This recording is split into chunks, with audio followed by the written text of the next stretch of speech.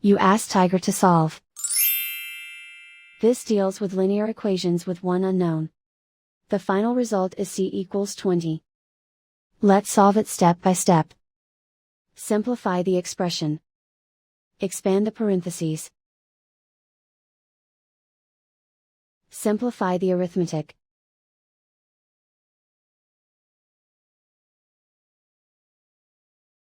Group all constants on the right side of the equation.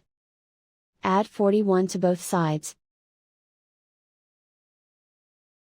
Simplify the arithmetic.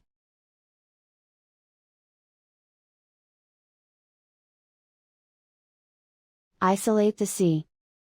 Divide both sides by 3. Simplify the fraction. Find the greatest common factor of the numerator and denominator. Factor out and cancel the greatest common factor. And so the final result is c equals 20.